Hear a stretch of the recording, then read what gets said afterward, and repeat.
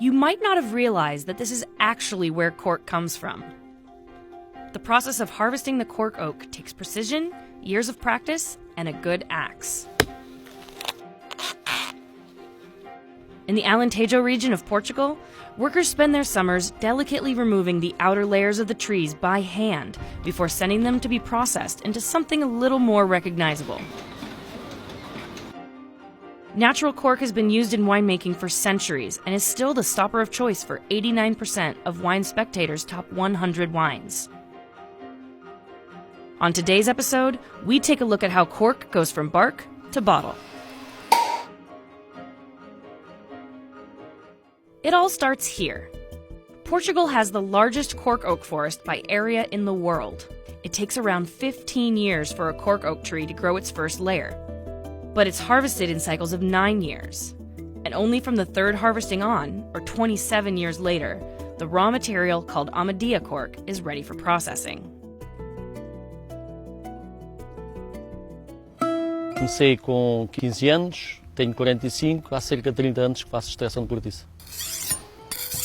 A cortiça é feita neste período, no período do verão, é feita com machados, com parelhas, como a gente cá chama, que é 2 homens, para se ajudarem um ao outro, com muito cuidado para não dar cabo das árvores. É muito difícil, porque tem que se ter ciência para dar cabo das árvores e para as árvores nunca sofrerem.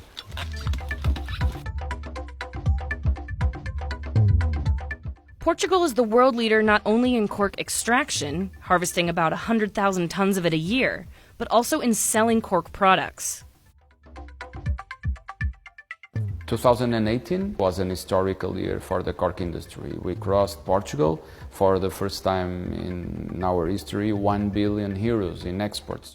Wine stoppers make up a majority of the market, representing 70% of total exports. Knowing that 40 million cork stoppers are produced daily in Portugal, it's very likely that when you are opening a wine bottle, the cork stopper is coming from Portugal. After a period of rest, the cork planks are ready for the first stage of the industrial process, the boiling. Raw cork is boiled for at least 1 hour to reduce its humidity, making it softer. The planks are trimmed to size and then punched to form the natural cork stoppers. 7 out of 10 bottles of wine in the world choose a cork stopper. Our exports to the world have been growing in average of 4.5% over the last 10 years, which is a growth that is bigger than the wine industry. So it shows that we are not only taking part of the growth of the wine business as well as taking a market share back to cork out from some competitors and artificial closures. Cork is a natural product. There are another kinds of stoppers, something like plastic or metal, but it's very important to use natural stoppers because it's more ecological and it's very good for aging our wine and maintain better quality.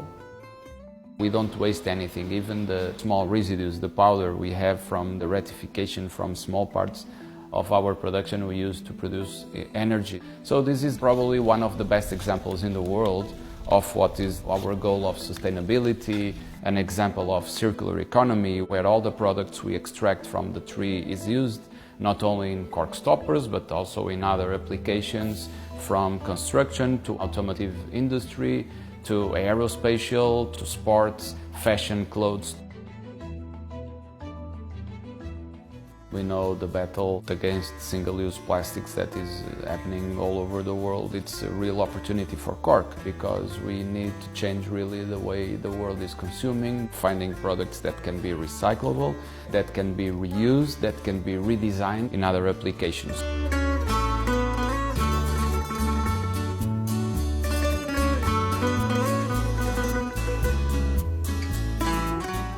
Traditional cork stoppers are very popular with winemakers around the world, but more alternative methods for sealing a bottle are becoming mainstream. Master sommelier Mia Vandewater is here to discuss all the options and give us an